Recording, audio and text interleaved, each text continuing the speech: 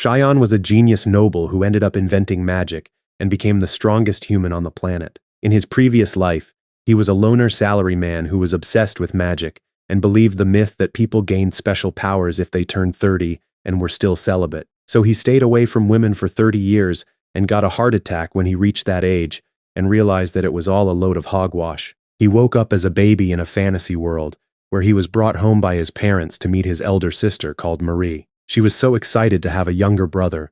3 years passed since his birth, and the lad lived a very standard noble boy's life. The siblings greeted their father when he came back from his trip, and he commented on Marie's energetic nature and Xian's dependable character. This made the older sister think about how mature Xian was for his age. However, she chuckled to herself when she recalled all the times she had caught him secretly playing pretend. Little did she know that the guy was seriously trying to cast magic attacks. Later at dinner, Xian stood up to ask his dad some questions about their world. The father confirmed that monsters existed and were very dangerous, and that was why the kids were not allowed out alone. He also told his son that fairies existed, but he was not sure about spirits. Xian finally asked about magic, and his father said that it doesn't exist. He had never even heard of that word before, and he was a well-educated man. The lad had a very disappointed look on his face and never mentioned it again. Another 3 years passed, and Marie reached the age where she could practice swordsmanship. She took a liking to the martial arts because of her outstanding physical abilities. Meanwhile, Xian was a bookworm and wondered why his sister trained so hard. She told him that she wanted to get stronger to be able to protect him. That evening she went to practice again by the riverside. Her friend Rose thought she was too extreme and rejected the offer to spar. Marie knew that there was a reason why Xian studied so hard. Her thoughts were interrupted when some orbs of light emitted from the river. She knew her little brother would be interested in this phenomenon, so she led him there a couple of days later. They waited until sunset, and the light balls appeared again to Xian's amazement. Marie revealed that she brought their parents right away when she first found it, but they couldn't see anything. She was just happy that he could perceive them. The lad speculated that only children could see it, but she debunked that theory as she said that some kids also couldn't see it. People witnessed the phenomenon differently. She saw it blinking, but others saw full lights. Xian was surprised when she commented that this could be the magic he spoke about all those years ago. She noticed that he had been depressed ever since he found out magic was unknown in their world, so she hoped this made him feel better, and it did. The following day, the siblings quickly ate their food and rushed to the riverside to catch some fish. Xian was exhausted from that little running, so his sister told him to hit the gym. They came to find out where exactly the orbs were coming from. They set up buckets containing water, rocks, and plants from the lake in hopes to get to the bottom of this. As they fished, the siblings discussed how cool it would be if magic existed. The conversation came to an end when Marie caught trout, which was common. They were later joined by Rose, who was introduced to Xian for the first time, and it's revealed that she's just a commoner and could also see the orbs of light. The trio waited till evening, and Rose used that time to also fish. The orbs started to ascend from the lake, but none of their buckets glowed. The siblings decided to get into the lake for a closer look. They touched the orbs, and it felt warm. From the way the balls of light were moving, Xian concluded that they were coming from something that lived underwater. They hopped out of the water, and the lad thanked his sister for all the support. Rose interrupted to inform them that she caught a female trout, which was rare because they lived in deeper waters. They added it to the bucket containing the male, and the orbs of lights began to emit from the fish. Xian had a theory that courting behavior triggered the lights. Marie didn't understand what it meant, so Rose explained that it's when male creatures express their feelings to start a family with females. An innocent and oblivious Marie wanted this with Xian, but he sternly told her that they were siblings, so that was not possible. The following day, she came into Xian's room upset because her mother scolded her for repeating the statement. She now understood her error, but all she wanted was to stay with her little brother forever. He assured her that their bond as siblings was strong enough to keep them in each other's lives. He comforted her with a hug. Their emotional moment caused Xian to emit a glow around his body for a split second. He suspected that it was magic energy, and their interaction with the orb tuned his body to emit the strange energy. Their sibling bond, paired with his promise to never abandon his sister, is what triggered this reaction. Marie got embarrassed and ran out of the room, but Xian was motivated because he just realized that the reason why magic didn't exist in this world was because it had not been invented yet. So he was going to be the one to make magic. The lad was happy that all his years of studying could now be put to good use. He never wanted to believe that magic didn't exist in this world. Xian laid in bed and attempted a fireball, but nothing happened, and he was not surprised by this result. He knew he discovered something but was not certain that it was magic yet. Marie burst into his room and he warned her to knock first next time. He asked her to sit next to him, and he professed his sibling love for her, which made his body to glow again. But he quickly concluded that that was not the only way to activate the energy. He decided to test this by stirring up other emotions like hope and excitement. It worked because he began to glow. With that success, he felt like he just established the existence of magic in this world. Based on what he observed so far, he guessed that humans here had an organ that allowed them to sense or produce magical energy. He named the condition in which the energy is released as the magically charged state. He pulled a degenerate face because of the progress he just made. Marie was a little creeped out but was happy to see him so excited. 1 month passed and he learned that a certain level of powerful emotion is needed to enter the magically charged state. Maintaining it was extremely difficult. There was also a limit to the number of times he could enter that state in a day. The lad entered a lethargic condition when he expelled all his magical energy. However, his total magic capacity increased when he recovered from almost using all his power. Those who didn't have an aptitude for magic couldn't see his charged state. On the other hand, those with the gift could see and feel the warmth from his aura. The lad was currently struggling to figure out how to make the balls of light. He refused to believe that he produced less magical energy than a fish, and after some trial and error, he figured that he could concentrate the energy to certain parts of his body by desiring it to gather there. He pulled that degenerate face again when his hand lit up. It was short-lived when he punched the wall expecting it to get destroyed, but it only hurt his hand. He called the new breakthrough gathered magic. He practiced it till his magic stores ran low. Unfortunately, the father summoned the siblings and Rose for some swordsmanship training. Cheyenne was reluctant to learn because he didn't have any intention to fight anyone. His dad pointed out that humans were not the only enemies out there because their world was teeming with monsters. Rose wanted to learn so that she could protect herself. The girls got hyped, but Cheyenne just wanted to go practice his magic. His father was stunned at how ill-suited he was for swordsmanship. Rose, on the other hand, had a lot of potential. Marie had already taken lessons, so her improvement was being assessed during her sparring. She showcased great speed and agility as she dashed in, but her father was still too skilled and easily won. He gave her some techniques to work on before the next session. Cheyenne headed to his room to continue his own magic practice. He could now enter the state 20 times before fatigue, but his rate of improvement has stalled compared to when he started. His training was interrupted by his father. He was going to the mid-sized town called Istria and wanted to make it a family trip. The lad got excited as they arrived at the town. The kids were warned to stay by their parents' side to prevent them from getting lost. Cheyenne was a little disappointed to hear this because he wanted to look for clues about magic. The family did their shopping and went to see Grass the blacksmith.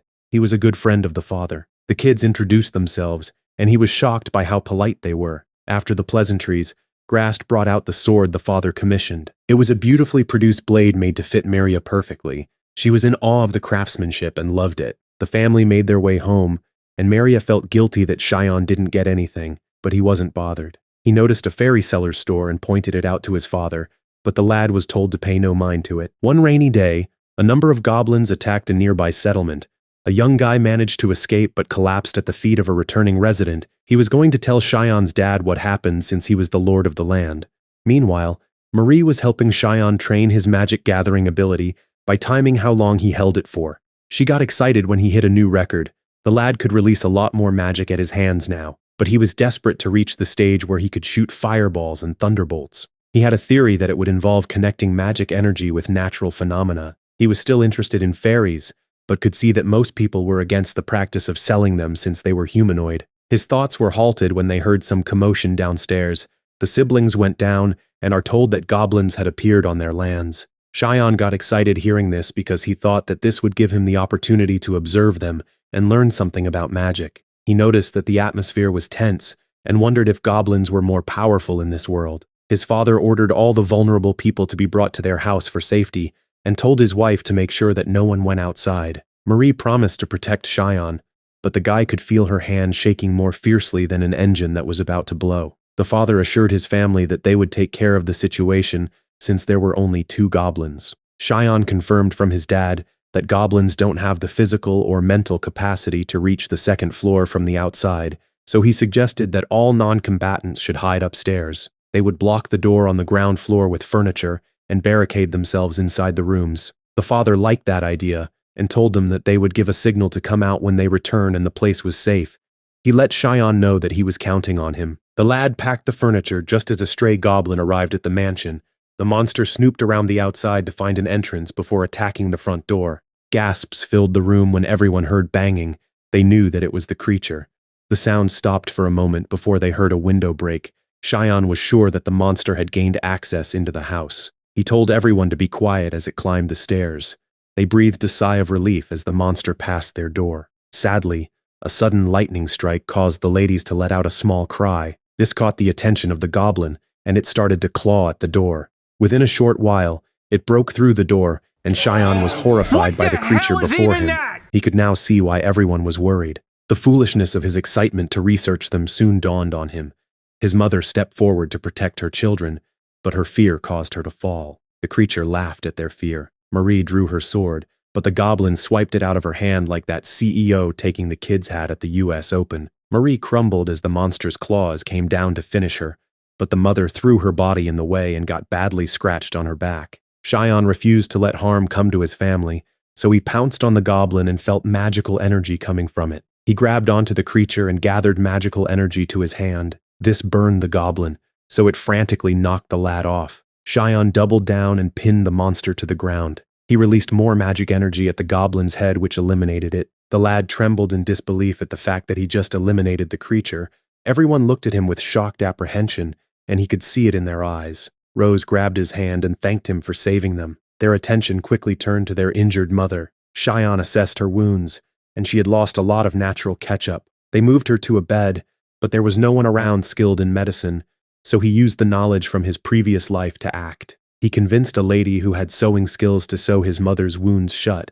This was strange for the villagers since stitching wounds wasn't a common practice. The mother's condition stabilized as soon as the procedure was complete. Their father also returned not long after that. It's revealed that the men found the goblin lair and defeated the two goblins, but they realized that there were more in the horde and rushed back to the village. They fought off the remaining monsters with no fatalities on the human side. Their village returned to peace within a short period. Dr. Alphonse was called to inspect the mother's wounds. He was impressed by the first aid given and wondered if an expert in medicine gave the emergency treatment. He advised her to rest and eat well to make a full recovery. Marie felt guilty for what happened, but the mother assured her that it was not her fault and even told her that she was brave for trying to protect everyone. The father later called Marie and Cheyenne to discuss what happened.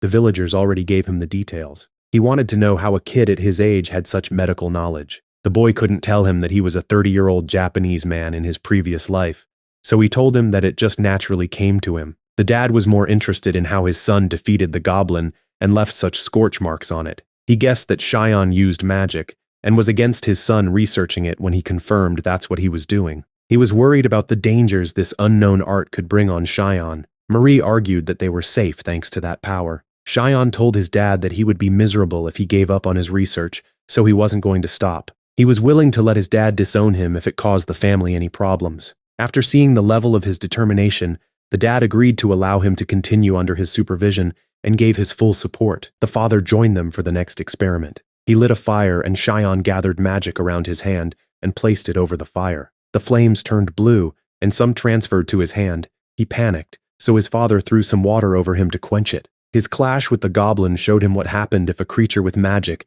encountered a high-level external magical energy. The fire experiment was to see what happened when magical energy met natural phenomena. The two things he learned was that the color of the flames changed and his gathered magic was set on fire. He was sure this was caused by his magical energy meeting the flame. After seeing that display, his father believed in magic. The boy pulled his perverted face when he realized that he just used a type of fire magic. The father was creeped out by it, but Marie explained why her brother made that face. Cheyenne saw this as his first day of real research into magic. He repeated his fire experiment to gain more insight, and later took a break. Rose joined him and was surprised to hear that his father was on board. It was also revealed that he was not allowed to do these dangerous experiments when his father was not around. The two sat down to chat, and Cheyenne thanked her for being the first to support him when he defeated the goblin. Her doing that made him so happy. She changed the topic when she asked where Marie was because she was normally always by his side. When Rose learnt that she was alone practicing, she told Cheyenne to make sure that his sister knew that he's on her side. Marie was still shaken by the incident and how helpless she felt. Meanwhile, Cheyenne recapped what he had learnt so far. He could utilize more powerful magic if he used more energy. This was evident when the flames around his hand grew, when he increased the energy. He also tried different heat sources other than fire to examine the reaction, and he found that his hand ignited if the temperature was high enough. The flames around his hand burned normally as he touched the fire when in his charged state. It also burned through any coverings he put on his hand, showing that magical energy behaved like a flammable substance. All this was progress, but it was too dangerous with no practical use. He would be able to move to the next stage if he could maintain orbs of magic away from his hand like the trout did with their bodies. Marie stated she could do it, and demonstrated. Cheyenne was stunned to see that Rose showcased the same ability. They thought that he could do it, and that was why they didn't mention it. They showed him, and he picked it up quickly. He went out to try something with a fire striker. He gathered magic to his hands and snapped it. They were all amazed when a fireball exploded into the air. He named that spell Flare, but after some practice, he realized that the amount of energy he released decreased as the fireball moved further away. He knew that he was missing something. He paused those thoughts when he walked in on their father telling Marie to stop overtraining. She got annoyed at Cheyenne and stormed off when he agreed with their father. A couple of days passed, and Cheyenne asked his dad about electricity, but that didn't exist in this world either. So he asked if there was anything that generates lightning. The father recalled Grass talking about a natural ore that could do that. He told Cheyenne to get ready so that they go pay him a visit. He asked Marie to follow, but she politely rejected. The father and son soon arrived at the smith shop where Grass told him about lightning ore, which could be found at any mining site. However, it was too unstable, which made it impossible to transport, so everyone left it when they came across it. Cheyenne figured that it was an ore that discharged electricity. He knew he would need an insulator to move it, but rubber didn't exist in this world. Glass was also an insulator. He asked if a material like it was in this world. Grass pulled out something called paper crystal after hearing the lad's description. He needed a lot, and his dad was willing to buy some at the trade district. They used it to transport the lightning ore to the mansion. This time his mother came out to witness his experiment. Cheyenne shot a ball of gathered magic at the ore, and it sparked violently. He laughed because this success confirmed that magic energy possessed other qualities than flammability. It mimicked whichever phenomena it encountered. This increased the odds that he could use different kinds of magic. He sat in his room wondering how he could convert magical energy into electric current, so that he could shoot it from his hand as an electric shock. While racking his brain, he realized that he didn't have to release his energy in the shape of a ball. He tried it, and was stunned that it took any shape he imagined. He saw it as a huge discovery because it taught him to be more creative when experimenting. He made his way to tell his sister, but he found her room empty with the bandages from her overtraining wounds on the bed. He went looking for her, only to see the girl practicing. She stopped, and they had a heart-to-heart talk where she spoke about how useless she felt after the goblin incident. She was the one supposed to protect Cheyenne, and got a little jealous at how strong he became, which made her feel even weaker. She was trying to get stronger to regain her confidence. Cheyenne hugged her and apologized for not being more aware of how she felt. They both glowed as he promised to always stand by her side. Things returned to normal between the siblings, meaning Cheyenne could get back to inventing magic. He had another experiment he wanted to conduct, so he told his sister to stand back. He learned that he could stretch out his magical energy to create a thin field. However, it couldn't conduct natural phenomena like before. He decided to try the opposite and condense his magical energy. He ignited it with the fire striker, and it significantly increased the power of his fire spell. It prompted him to shoot condensed energy at the lightning ore, but it only sparked a little because the volume of energy was low. So he figured out how to emit and alter the shape of condensed magical energy.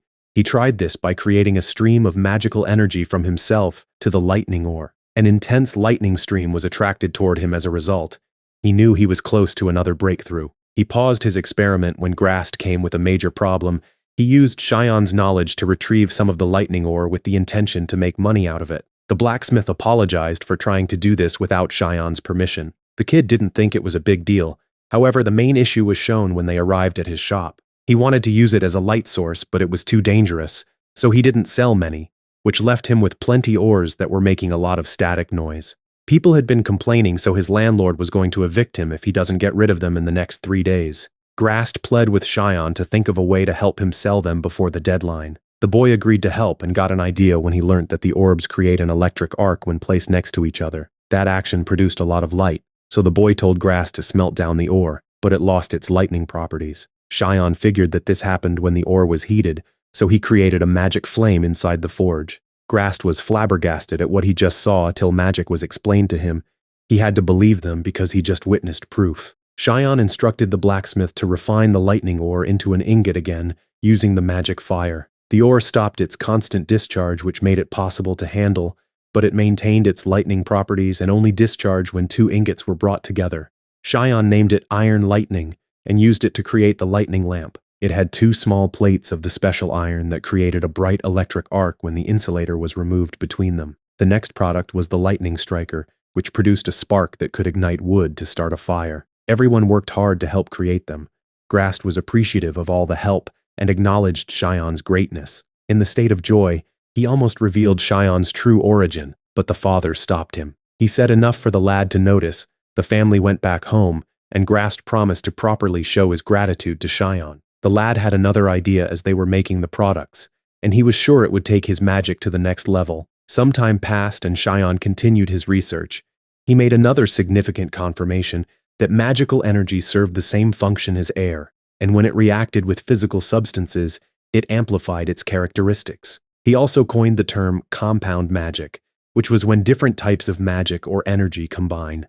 Grast later completed the gauntlets Xian requested, and as instructed, the blacksmith took paper crystal for its high insulation properties and sewed it into extremely durable and flame-resistant leather. Xian used the gauntlets as the catalyst to cast powerful fire and lightning magic. They were all awe-stricken by the display. He started to cry because at long last he could use magic the way he always envisioned. Later that night, he got up to use the bathroom and overheard his parents and Grast talking about him.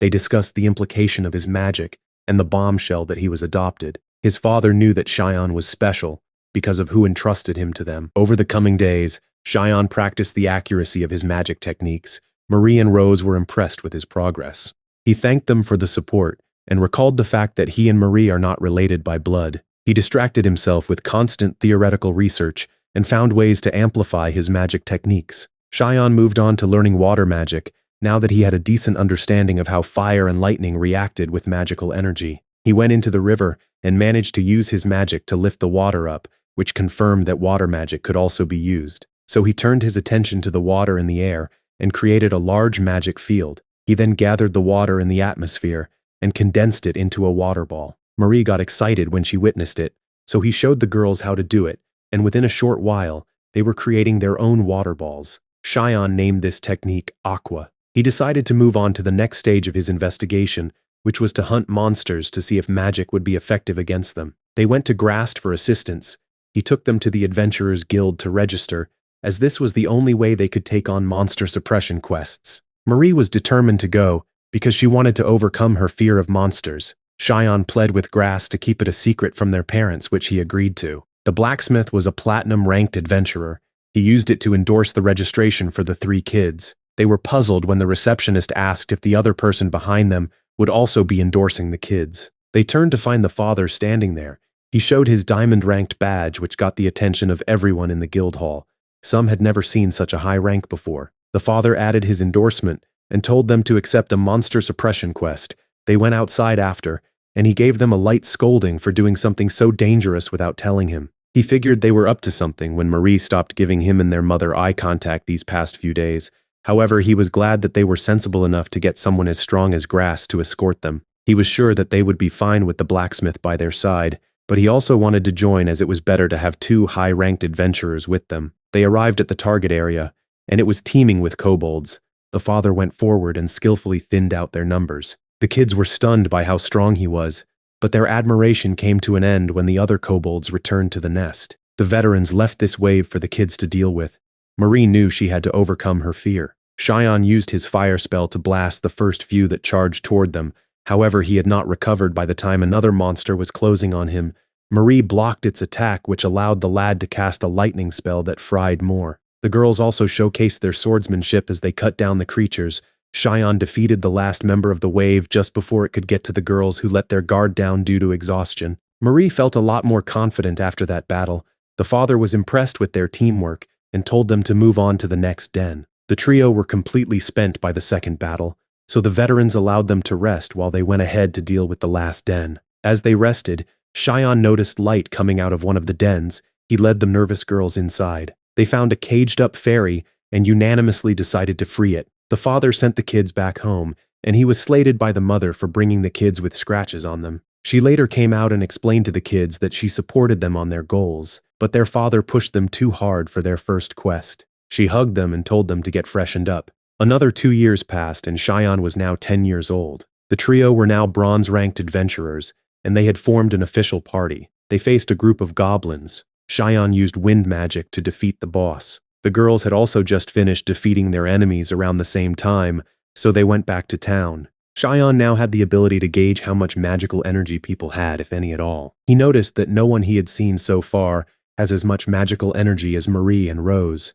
There had been a surge in monster suppression quests because goblins had been getting closer to the town. Cheyenne had also noticed that there were a lot more homeless people around. The trio decided to stop at Grast's shop where the kid was given his new pair of gauntlets. It's revealed that he had been going through a lot of pairs which showed his growth as an adventurer and a magician. The trio were hoping to be silver rank soon. Grast let them know that they would be the youngest to reach that rank. Marie pulled Cheyenne to the side and showed him all the things he had accomplished with his magic. However, she believed that he could help people in other avenues with his ability. He pondered on her statement for a moment. The siblings later trained with their father. Cheyenne was first to spar him. The lad got the upper hand when he leapt over him with a wind technique and made him to fall into the ground with another new spell. Despite his win, he knew he needed to do more physical training so that he could move around more efficiently while using magic. The dad agreed, but commended him on his progress in battle tactics. Cheyenne disclosed his dream to use his wind magic to fly one day. Marie was eager to go next. Her speed was impressive, but she still wasn't at the level to defeat her father. She quickly went back to training, and her father noted that she had top-class skill among swordsmen regardless of age. Her physical abilities were also superhuman. Cheyenne wondered if it could be the result of her magical energy. Their session came to an end, so they went to help Rose at the farm. They assisted her in removing some pests that were eating their crops. By the end of it, they were exhausted. The clouds suddenly gathered and it started to rain. Cheyenne noticed a red flash in the sky. Everyone started to rush inside, but Marie collapsed. They took her indoors immediately, and Cheyenne noticed that she had become cold. The mother and father hurried as soon as they heard about the incident. The mother called to her, and she opened her eyes, but it had a glazed look to them. Rose speculated that it might be lethargy sickness. It was an illness that had been sweeping through Istria. People had been suddenly falling and stopped moving. Those affected were conscious, but they didn't respond when interacted with. The name of the illness was taken from the fact the victims don't move. No cure had been found so far, and there had yet to be a recovery case. There isn't much information about the sickness. The mother started to cry and held on to her girl when she heard this. The father suggested they take her to Dr. Alphonse for examination as soon as possible. Cheyenne asked his father to take him along. He was reluctant at first, but the lad pointed out he could get attacked by monsters, so he would need backup. The father agreed, so they set off in the night with Marie at the back of the carriage. As they raced through the rain, Cheyenne noticed the red aurora again, but his father couldn't see it. Their attention was brought to the ground when they were chased by a pack of monster wolves. The father knew that the creatures would be relentless with their attacks because they had tasted natural ketchup, and I'm not talking about Heinz. Cheyenne told his dad to concentrate on moving at full speed while he dealt with the monsters. The lad mixed his water and wind magic together to form bullets that took down most of the wolves. They suddenly stopped their pursuit. The reason became clear when Cheyenne sensed something sinister coming. He told his dad that they needed to get moving faster. A wraith appeared and startled him, but his father couldn't see it. He tried to attack it, but the blast just passed through it. The ghost came to grab him, but he recalled what he did to the goblin all those years back, and grabbed the wraith in return. He discharged some magic energy into its hand, which purified it. The wraith then targeted the dad. The light from the lightning lamp repelled the wraith and allowed the father to get a glimpse of it. He now understood why his son was screaming like a little girl and joined him. Cheyenne realized that the ghost was above him and leapt up like he was in Street Fighter. He purified the wraith with his magic touch. His father stopped the carriage and hopped off to catch him. They continued their journey, and the father stated that it was his first time seeing such a creature. Cheyenne knew that it was the lamp that allowed him to see it.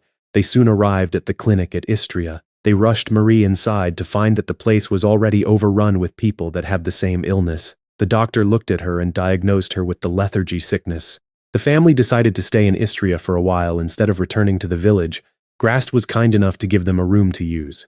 The father and mother formally thanked him, but he thought they were overreacting since he saw them as family. Cheyenne sat by his sister's side for 4 days straight, but there was no change in her condition. The father interrupted to tell him that others were attacked and eliminated the same day they fought off the wraith. In all those cases, the culprit was an unseen entity. The father suspected that this was the work of the demon. If that was the case, it would mean that Xion had the means to stand against those unknown monsters. The lad made it clear that he didn't care if there were other victims, he just wanted to stay by his sister's side. The dad let him know that he too was worried about Marie, but they couldn't just sit there when they could help save lives. Xion recalled Marie's statement about how he could use his magic to make a bigger impact. He knew right then that she would want him to help, so he agreed. The lad noticed his sister smile for a moment, which also triggered him to notice that no magical energy was coming from her. He dashed outside and looked around. He saw that there was no one among the crowds of people who had magical energy. The boy then made his way to the clinic and confirmed that those stricken with lethargy sickness also had no trace of magical energy. This meant that all those affected by the illness were people who had the foundation for magic, but had lost it after getting ill. The father took him to the Duke to report it. The man looked menacing at first, but started to behave like a goofball because he thought getting a high-ranking role would mean easier work. He composed himself and informed the father that the lightning lamps had been obtained, so there were enough for the guards. After hearing the father and son's report, the Duke was sure that the wraith and illness were closely related to magical energy. The father had already told the Duke about Xion's activities, so he gave permission to the lad to perform living body experiments on monsters, since the doctor's research progress into the illness was painfully slow. Xion was also given a team to help him capture and conduct his research. The group gathered for the first time, so introductions were in order. Cole was an assistant to Dr. Alphonse. He thought he was wasting his time working with a spoiled rich boy. Rafina called him out for his rudeness before introducing herself. She was an extroverted senior officer of the Royal Guard. The lady wore armor that was clearly too big for her. Lastly, there was a quiet emo girl in the corner named Brigitte, who was an expert on monsters. Xion didn't waste time and showed them his magic, which had them amazed. He gave them a brief explanation and proposed his theory that the sickness could be due to a depletion of magic energy in those who have foundational ability for the art form. Their goal was to find a safe way to supply magical energy to patients. The monsters were going to be used as test subjects. Xion had only experienced harmful reactions when he used magical energy directly on creatures. Cole had some work to do at the clinic, so the remaining members set off to find some monsters. Rafina fell behind because her armor was too heavy. The trio encountered a goblin warrior, prompting Rafina to break out of her armor. She swiftly moved in and defeated the monster with the help of Xion, but they wondered if she had forgotten the objective since she eliminated the monster. They returned to town, and Rose had come from the village to visit her sick friend. She felt so guilty that there wasn't more she could do. Xion assured her that her presence alone was a huge help. Cole later came to take Xion to the clinic because there was a new patient who could give them clues about the illness. The guy's case was mild. Xion took his hand and sensed the faintest trace of magical energy coming from his body. This strengthened his theory. Xion touched the patient with magical energy, and there was a reaction, but the lad wasn't sure it was healing him or making things worse. The boy told one of the other doctors that they learnt quite a lot from the new patient. Cole frantically took him outside and warned him not to mention magic or their research to others. He explained that it might invite hostile attention from the medical community because they want to be the ones to make the breakthrough. Xion understood the warning and teased Cole for being a good guy under all that rudeness. That night, Xion sat with his sister and tried to see if touching her with magic energy would give a reaction, but he got nothing. The following day, the trio went monster hunting. Brigitte recorded the results from Xion's experiments. Regular kobolds and goblins could take about 30 seconds of magic transfusion. However, high-level monsters could hold out for longer. This meant that the subject's strength was a factor. Xion speculated that the purification burn mark might not be a reaction in human subjects. The only way for them to learn more would be to test it on a person. Rafina got excited when she was allowed to defeat the remaining monsters. Xion returned home, and Rose walked in on him testing magic transfusion on some fish, and they were fine even after the lad transfused them with his highest output of magical energy. He guessed that only monsters and spirits could be purified. She could see that he would need to observe the reaction in a human subject who had magic, so she volunteered. He was so grateful, and told her to inform him if she felt anything wrong during the process. She only felt warm and pleasant, but Xion hesitated to continue after the 50-second mark. Because of what happened to the monsters he did this to. However, she told him to keep going. He went a little longer at full output, and she was still fine, so he concluded that temporal magic transfusion to someone who had their own magical energy doesn't cause harm. Xion wanted to try transfusing small amounts of magical energy for 10 minutes to find any differences. A month had passed since the first Wraith assault, and the guards removed all the lightning lamps around the town. because there had been no attacks after the first one. Brigitte noted that they wouldn't stand a chance if the wraith appeared. Cole also didn't believe the lamps were effective. Rafina pointed her sword in his face as she highlighted the many results Cheyenne had produced, so the medical assistant conceded. Brigitte changed the topic when she reported that there had been no new monster sighting in other lands. Cheyenne wondered why it only showed up in their area. The emo girl suggested that the wraiths appeared after the Legray Wars. 1,000 years ago, all the nations banded together to battle demonkind. There were multiple opinions on what Legray meant. Some think it was the name of the person who led the countries. Others think it was the name of a lost nation. Cheyenne made a mental note of the term. 2 years passed, and during that time, Cheyenne had confirmed that excess magical energy could trigger lethargy sickness. He also learnt that one's own magical energy is displaced when receiving some from another person. After that, he didn't find anything more significant that would get them closer to curing the illness. The Duke could only hope that Cheyenne's brilliant lineage would help yield results. He seemed to have knowledge about Legray because he thought that the wraith was a revelation from this unknown entity. He hoped that he was mistaken. Cheyenne went to the clinic and learnt that the guy with the mild lethargy sickness smiled for a moment. His wife was so happy and thanked Cheyenne for all the work he had done over the years. Cole pulled the lad to the side and advised him to get some rest because he looked pale. That evening, Cheyenne had dinner with his family and friends.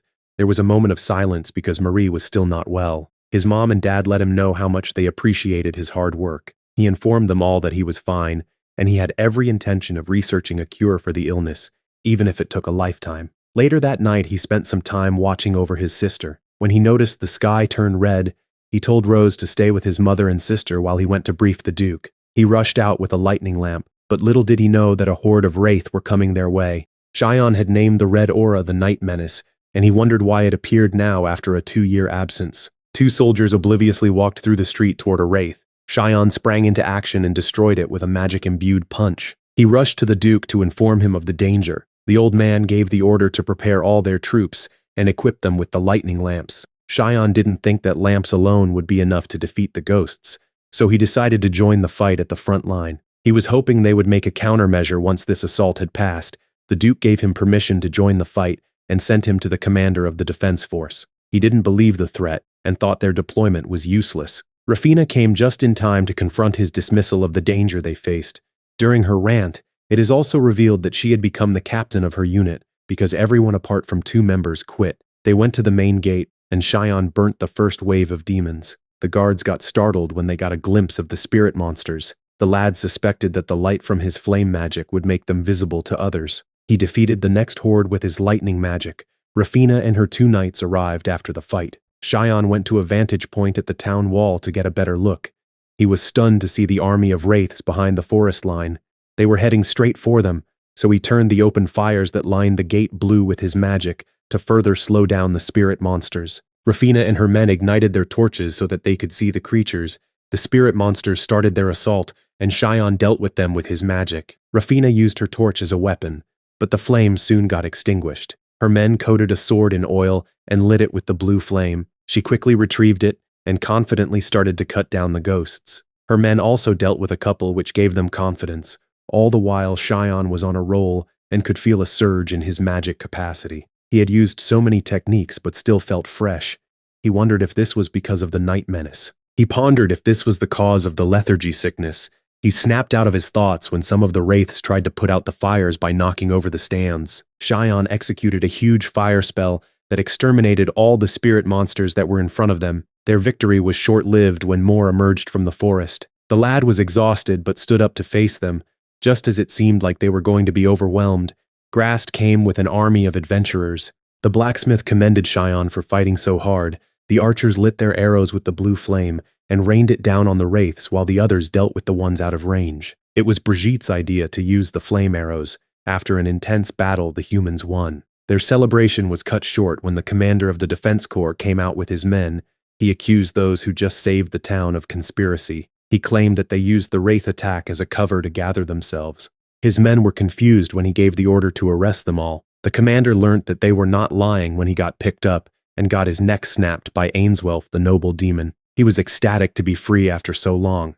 Cheyenne knew this was a bad omen, just from the magical energy emanating from Ainswelf and the deranged look in his eyes as he introduced himself. From the look on the human faces, He guessed that the stories of past events were not passed down. He let out a menacing laugh and called humans foolish for allowing future generations to forget about demons. It was not his job to lecture them on the topic. He just wanted to eliminate some people. Everyone drew their swords ready to fight, but Xion told them to run as soon as he saw Ainswelf raise his hand up. The demon did a Thanos snap, which caused a huge blast that took out the entrance to the town.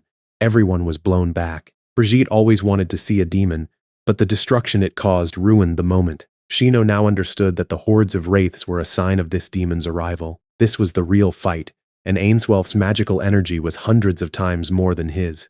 He told Rafina and Brigitte to evacuate everyone from the area, while he and Grast held the demon off. Xion could perceive magic, so he suggested he'd distract Ainswelf while Grast hit him with a surprise attack. The blacksmith was not comfortable using Xion as bait, but they had no other option.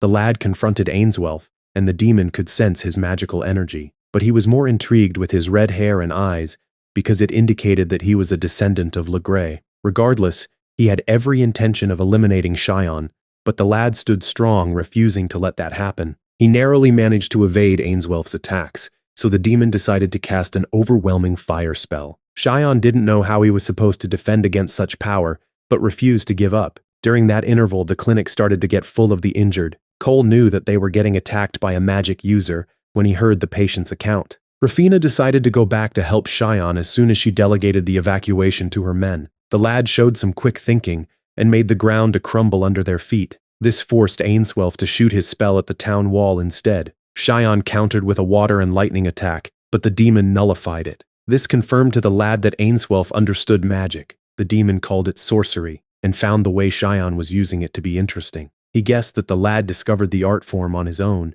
and told him that he was still barely a beginner compared to him. He demonstrated that one could summon the elements without the gauntlet when the underlying logic of nature was understood. Grast ended the lecture with his attack, but the magic around Ainswelf blocked it, and he blew the blacksmith away. The father also joined the fight, but his sword strike was ineffective, and he too was knocked back. The demon was impressed with Xion's determination and decided to make him his minion. The lad realized Ainswelf was a vampire as soon as he saw his fangs. He couldn't do anything as the demon sunk them into his neck and started drinking the natural ketchup straight from the bottle. The demon stopped and let out a manic cry as he threw Xion away like he found a hair in his meal. Ainswelf choked as he revealed that Xion had received a fairy blessing. I am guessing it was from the one they released. The demon became frantic as he tried to finish Xion off, but the attacks were not strong enough to take him out. Rafina arrived in time to help him lift his hand as he gathered magic energy. At the same time, Ainswelf was preparing a more powerful fire attack. The lad needed a little bit more time. This was given when Grast and the father's combination attack removed the demon's hand. Xion was ready and fired his condensed magical energy into Ainswelf's attack. The resultant explosion incinerated the demon. Xion collapsed as soon as he realized that the fight was over. Xion remained in that state for 1 week, but he finally woke up. Cole came to check on him and concluded that there was nothing physically wrong with him. His parents and Grast were so happy to see him awake, but the boy wanted to know if everyone in their group was fine. He was thankful to hear that they were doing okay. Sadly, Ainswelf's attack caused significant damage to the city, and a lot of residents didn't make it. Xion blamed himself, but Cole told him that the town would have been wiped out if it wasn't for him. The boy noticed that his room was lit as though it was day, but after confirming that it was nighttime, that was when he realized that the light illuminating the room was his magic energy. After the battle with Ainswelf, his capacity had increased 100-fold, but it was still not as much as the demons. He got his power under control and asked his dad to take him to his sister. Through his research, he speculated that he could treat the lethargy sickness if he had vast magical energy. Now that he had attained this, he wanted to test it. He transfused almost all his energy into her, till she eventually regained consciousness. Everyone got so emotional that Marie was back. Xion moved on to treat the others, and finally Alphonse's clinic was empty. Not sure if the doctor was happy or sad about that. The next thing for him was to learn his true identity. They went to visit the Duke, who revealed that he was a descendant of Legray. They were a clan with red hair and red eyes that stood 1,000 years ago and had the power of sorcery. They used this ability during the war to seal the demons, but the demons cast a last-ditch deathly curse that caused the destruction of the clan. Everyone thought that was the end of them till 12 years ago, a woman appeared with baby Xion before the queen. She told the monarch to raise and guide him because he would become the only light that could save the world. The queen accepted the baby, but decided to let her good friends take care of Xian to further protect him. His adopted parents raised him like he was their own. Xian confessed to already knowing because he overheard them talking about it, but he still considered them his parents. The couple who took him in were honorary nobles, which was a special rank given by the queen. It meant that they couldn't officially hold land, but they did receive support from her. The duke gave the father the village in the rural area to run. It also kept Xian away from other nobles who would want to use his power for evil. His lineage didn't account for all the strange knowledge he possessed. He told them that it was already in his memories. They could smell the cap, but they just allowed it. The duke let Xian know that he would get an invitation from the queen soon. After the meeting, Xian went to see Marie, who stated that it was the voices of him and her parents that kept her sane for the 2 years she was out for. The family returned to their home after so long, and the boy went to the forest to train. He guessed that his sister's abnormal physical abilities were due to her absorbing magical energy, resulting in her sickness. Xian noted that physical enhancements were a type of internal magic. With everything he had learnt so far, he perfectly executed it, allowing him to leap into the air to a superhuman height. He named the spell Boost. He also recalled the magic shield Ainswelf used to block the veteran's attacks. He unlocked that too, and used it with Boost to increase his physical attack as he punched a cavity inside a tree. His experimentation took a pause when the letter from the queen came. He said an emotional goodbye to his friends, and his family gave him a necklace to remember them by. Rafina joined him on his trip to the capital. He waved everyone goodbye as the royal escort took him away. He was looking forward to this next stage of his life.